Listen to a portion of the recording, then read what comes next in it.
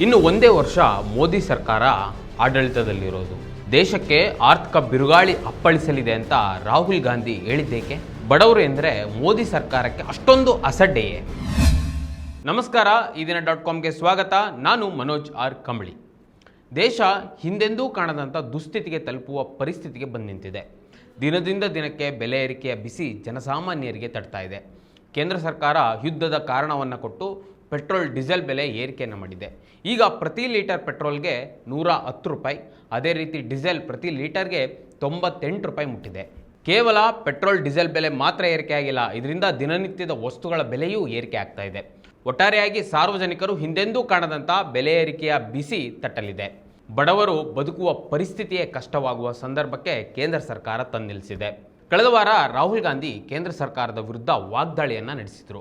ಹಿಂದೆಂದೂ ಕಂಡಿರದಂತಹ ದೊಡ್ಡ ಆರ್ಥಿಕ ಹೊಡೆತವನ್ನು ದೇಶ ಎದುರಿಸಲಿದ್ದು, ಅದರ ಬಿಸಿ ಮೋದಿ, ಅದಾನಿ, ಅಂಬಾನಿ ಬದಲು ಯುವಕರು, ಕಾರ್ಮಿಕರು, ಸಣ್ಣ ವ್ಯಾಪಾರಿಗಳಿಗೆ ತಟ್ಟಲಿದೆ ಅಂತ ಎಚ್ಚರಿಕೆಯನ್ನು ನೀಡಿದರು. ಇದರ ಜೊತೆಗೆ ದೇಶಕ್ಕೆ ಆರ್ಥಿಕ ಬಿರುಗಾಳಿ ಬರ್ತಾ ಇದೆ, ಅತ್ಯಂತ ಕಠಿಣ ದಿನಗಳು ಬರಲಿವೆ, ಇದಕ್ಕೆ ಕೇಂದ್ರ ಸರ್ಕಾರವೇ ನೇರ ಕಾರಣ ಅಂತ ಕೇಂದ್ರದ ವಿರುದ್ಧ ರಾಹುಲ್ ಗಾಂಧಿ ಕಿಡಿಕಾರಿದ್ರು. ರಾಹುಲ್ ಗಾಂಧಿ ಅವರು ನೀಡಿದ ಒಂದು ಸಣ್ಣ ಹೇಳಿಕೆ ದೇಶದ ಅತ್ಯಂತ ಬಲಿಷ್ಠ ಮತ್ತು ದೊಡ್ಡದೆಂದು ಬಿಂಬಿಸಿಕೊಳ್ತಾ ಇರುವಂತಹ ಮೋದಿ ಸರ್ಕಾರದ ನಿದ್ದೆ ಕೆಡಿಸಿದೆ. ರಾಹುಲ್ ಗಾಂಧಿ ಹೇಳಿದಂತೆ ದೇಶ ಆರ್ಥಿಕ ಸಂಕಷ್ಟವನ್ನು ಎದುರಿಸ್ತಾ ಇದೆ, ಇದಕ್ಕೆಲ್ಲ ಮೋದಿ ಸರ್ಕಾರದ ಆರ್ಥಿಕ ವೈಫಲ್ಯವೇ ಕಾರಣ ಎಂಬ ಟೀಕೆಗಳು ವ್ಯಾಪಕವಾಗಿ ಹರಿದಾಡ್ತಾ ಇದೆ. ಪೆಟ್ರೋಲ್ ಡೀಸೆಲ್ ಬೆಲೆ ಏರಿಕೆಗೆ ಕೇವಲ ಇರಾನ್ ಅಮೆರಿಕ ಯುದ್ಧ ಮಾತ್ರ ಕಾರಣ ಅಲ್ಲ, ಇದರ ಹಿಂದೆ ಮೋದಿ ಸರ್ಕಾರದ 13 ವರ್ಷಗಳ ಆಡಳಿತದ ಆರ್ಥಿಕ ವೈಫಲ್ಯವೇ ಕಾರಣ ಎಂಬುದು ಇಲ್ಲಿ ಸ್ಪಷ್ಟವಾಗಿ ಕಾಣಿಸ್ತಾ ಇದೆ. ಇವೆಲ್ಲದರ ಜೊತೆಗೆ ರಾಹುಲ್ ಗಾಂಧಿ ಹೇಳಿದ ಇನ್ನೊಂದು ಪ್ರಮುಖ ಅಂಶ ಮೋದಿ ಸರ್ಕಾರದ ನಿದ್ದೆಗೆಡಿಸಿದೆ.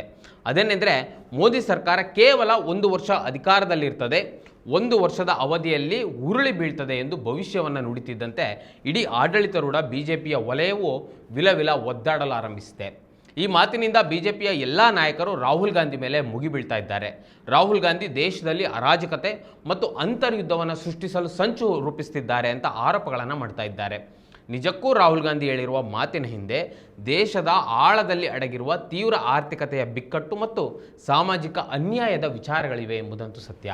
ರಾಹುಲ್ ಹೇಳಿದ ಮೇಲೆ ಸರ್ಕಾರದ ಈ ತಲ್ಲಣಕ್ಕೆ ಪ್ರಮುಖ ಕಾರಣ ದೇಶವನ್ನು ಆವರಿಸಿರುವ ಭೀಕರ ಆರ್ಥಿಕ ಬಿಕ್ಕಟ್ಟು ಎಂಬುದು ಸ್ಪಷ್ಟವಾಗಿ ಕಾಣಿಸ್ತದೆ. ಜಗತ್ತಿನ ಎದುರು ಭಾರತದ ಆರ್ಥಿಕತೆ ಅತ್ಯಂತ ವೇಗವಾಗಿ ಬೆಳೀತಾ ಇದೆ ಅಂತ ಪ್ರಚಾರ ಮಾಡಲಾಗ್ತಿದ್ರು, ವಾಸ್ತವದಲ್ಲಿ ದೇಶದ ಪ್ರಮುಖ ಉತ್ಪಾದನಾ ವಲಯಗಳ ಬೆಳವಣಿಗೆ ಕುಸಿತಾ ಇದೆ ಎನ್ನುವುದು ನಮ್ಮ ಕಣ್ಣ ಮುಂದಿರುವ ಸತ್ಯ.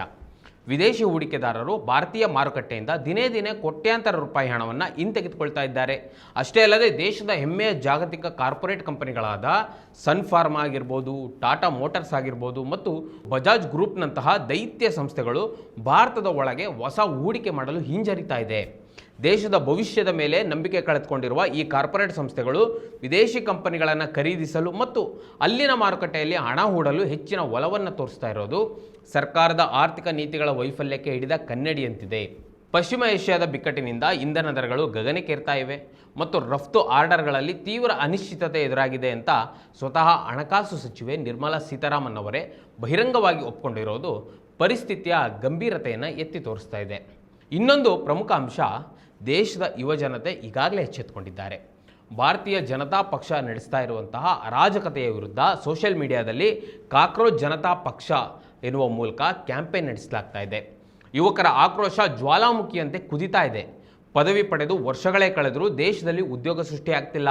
ಪ್ರತಿ ವರ್ಷ 2 ಕೋಟಿ ಉದ್ಯೋಗ ಸೃಷ್ಟಿಸ್ತೇವೆ ಅಂತ ಭರವಸೆ ಕೊಟ್ಟವರು ವಿದೇಶಿ ಪ್ರಯಾಣ ಮಾಡೋದರಲ್ಲಿ ಬ್ಯುಸಿಯಾಗಿದ್ದಾರೆ.